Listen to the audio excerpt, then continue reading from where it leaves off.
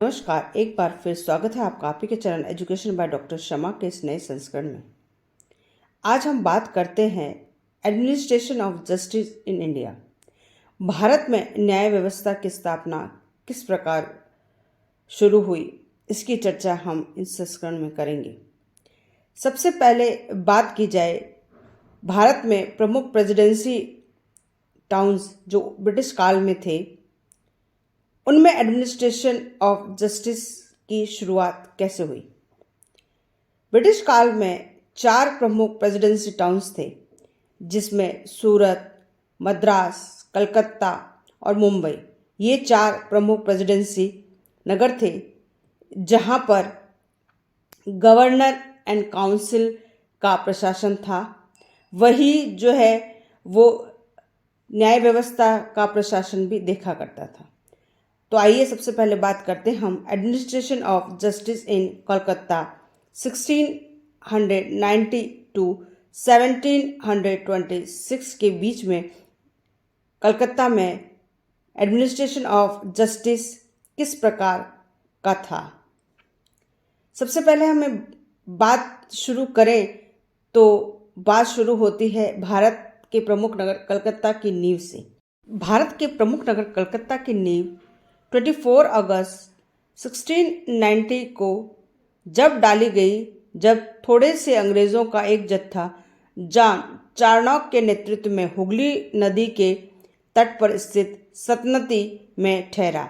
इसी जगह famous fort William किले की नींव रखी गई। 1698 में कंपनी ने मुगल सम्राट से पड़ोसी 3 गांव गोविंदपुर, कलकत्ता तथा सतनाती गांव की जमींदारी कुछ वार्षिक लगान पर प्राप्त कर ली, जिस पर कलकत्ता नगर का ढांचा खड़ा किया गया। 1699 में कलकत्ता को प्रेसिडेंसी टाउन का दर्जा मिल गया। अब गवर्नर एंड काउंसिल को कलकत्ता का एडमिनिस्ट्रेशन सौंप दिया गया, जिसमें न्यायिक प्रशासन भी शामिल था। ब्रिटिश कंपनी के लिए ये दीवानी विशेष रूप से महत्वपूर्ण साबित हुई, क्योंकि उन्हें जमींदारों के सभी अधिकार भी, विशेषकर रेवेन्यू कलेक्शन और सिविल क्रिमिनल न्याय व्यवस्था का कार्य भी उन्हें प्राप्त हो गया। कलकत्ता में स्टार्ट में कोई विशेष न्यायिक व्यवस्था ईस्ट इंडिया कंपनी ने लागू नहीं की और पूर्व से चली आ रही मुगलकालीन न्याय व्यवस्था को ही उन्होंने लागू किया। मुगलकालीन न्याय व्यवस्था में मुख्यतः 3 प्रकार के कोर्ट्स हुआ करते थे, जिसमें काजी कोर्ट, नवाब कोर्ट और दीवानी कोर्ट प्रमुख थे। अब इन कोर्ट्स में कौन अधिकारी होते थे, कौन न्याय करते थे, इसको हम देख लेते हैं। काजी कोर्ट मुख्य रूप से क्रिमिनल और सिविल दोनों ही प्रकार के मैटर्स को देखता था। ये अदालतें काजी अदालतें कहलाती थी।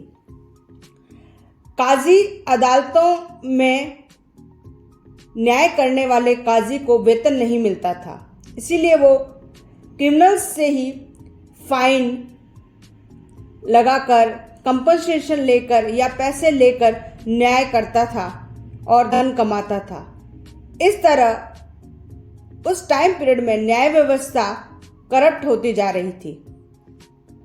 धीरे धीरे जमींदारों को भी लगने लगा कि हमारे पास भी जुडिशरी पावर है, तो हम भी उसका उपयोग करते हुए हाई फीस की डिमांड करते हुए वे भी न्याय व्यवस्था में शामिल हो गए और वे भी न्याय के कार्य में लग गए, लेकिन वे हाई फीस लेकर न्याय किया करते थे। अब डिस्कस करते हैं नवाब कोर्ट की। नवाब कोर्ट मुख्य रूप से क्रिमिनल कोर्ट था, जिसका हेड नवाब हुआ करता था। पूरी निजामत अर्थात वह टेरिटरी जहां पर नवाब शासन करता था, उस टेरिटरी का सबसे हायर कोर्ट नवाब कोर्ट था, जिसमें नवाब ने अपने एक डेप्यूटी को नियुक्त कर रखा था, जो न्याय व्यवस्था को देखा करता था, जिसका नाम था दरोगा अदालत अल आलिया। ये सारे जुडिशरी फंक्शन को प्रोसेस किया करता था, न्याय व्यवस्था को देखा करता था। सिविल मैटर्स को देखने के लिए दीवानी कोर्ट थे, जिसे द दीवान कहा जाता था। यह कोर्ट सिविल केसेस को देखा करता था और सिविल मैटर का ये हायर कोर्ट था। दीवानी कोर्ट का अधिकारी दरोगा ए अदालत दीवानी कहलाता था। सारे दीवानी जुडिशरी फंक्शन जो है उसी के द्वारा हैंडल किए जाते थे। नवाब कोर्ट, हालांकि कहीं भी ये डिस्क्राइब नहीं किया गया है कि ये केवल क्रिमिनली कोर्ट था, ये जो है सिविल मैटर्स को भी देखा करता था। इस प्रकार ये कह सकते हैं कि नवाब का कोर्ट भी सिविल और क्रिमिनल दोनों ही प्रकार के केसेस को हैंडल किया करता था। इन मुख्य कोर्टों के अलावा कुछ स्थानीय लोकल ऑफिसर्स भी होते थे जो न्याय व्यवस्था से जुड़े थे और न्याय का कार्य करते थे, जिनमें काजी, मुफ्ती, फौजदार, कोतवाल, मौसिब जैसे अधिकारी प्रमुख थे। हालांकि ये प्रशासनिक कार्यों से जुड़े थे, लेकिन यह न्याय प्रदान करने का भी कार्य करते थे। काजी एक मुगल अधिकारी था जो प्रशासनिक कार्य के साथ न्याय व्यवस्था का कार्य करता था। यह मुख्य रूप से उत्तराधिकारी, वैवाहिक मामले जैसे सिविल मैटर्स को देखता था। मुफ्ती नाम का जो अधिकारी होता था वो काजी की सहायता के लिए होता था और ये भी सिविल और क्रिमिनल दोनों ही प्रकार के मामलों की जांच कर न्याय प्रदान करने में काजी की सहायता करता था। इसके अतिरिक्त फौजदार एक अधिकारी था जो प्रशासनिक अधिकारी होते हुए भी उसे कुछ न्यायिक अधिकार भी प्राप्त थे और वह क्रिमिनल मैटर्स, जो सीवियर प्रकार के क्रिमिनल मैटर्स थे, उनमें न्याय प्रदान करने का कार्य करता था। कोतवाल एक ऐसा ही न्यायिक अधिकारी था। ये सैन्य व्यवस्था से जुड़ा था, लेकिन ये पैटी क्रिमिनल मामलों में न्याय देने का भी कार्य करता था। मौसिब नाम का एक अधिकारी होता था जो कि लिकर, अल्कोहल जैसे मामलों में न्याय प्रदान करने का कार्य किया करता था। इस प्रकार हम देखते हैं कि कलकत्ता में मुगल काल में जो न्याय व्यवस्था थी वह ईस्ट इंडिया कंपनी के शासनकाल में भी ईस्ट इंडिया कंपनी द्वारा लागू रही। सभी जमींदारी अधिकार ईस्ट इंडिया कंपनी को जब प्राप्त हो गए तो उन्होंने जमींदारों की जगह अपना एक अंग्रेजी अधिकारी, जिसे कलेक्टर कहा जाता था, उसकी नियुक्ति की।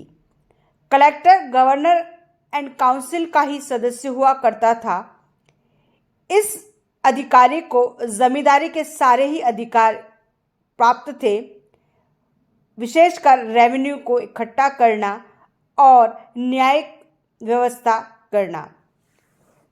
कलेक्टर पैटी क्रिमिनल मैटर्स और सिविल मैटर्स में न्याय प्रदान करने का भी कार्य करता था और उसके मामलों की अपील गवर्नर एंड काउंसिल में की जा सकती थी। इस प्रकार आज हमने देखा कि कैसे कलकत्ता में ईस्ट इंडिया कंपनी के आने के बाद जुडिशरी सिस्टम व्यवस्था रही और कैसे 1619 में स्थापित कलकत्ता को प्रेसिडेंसी टाउन का दर्जा मिला और वहाँ पर मुगल न्यायिक व्यवस्था के साथ साथ ईस्ट इंडिया कंपनी ने अपनी न्याय व्यवस्था को सेटल्ड किया। आज की क्लास कैसे लगी कमेंट्स करके अवश्य बताइएगा।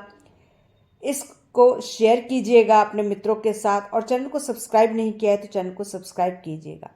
मिलते हैं ऐसी ही किसी क्लास के साथ और देखेंगे भारत की जुडिशरी सिस्टम को। फिर मिलते हैं, तब तक के लिए अनुमति दीजिए डॉक्टर शमा को। शुक्रिया, धन्यवाद।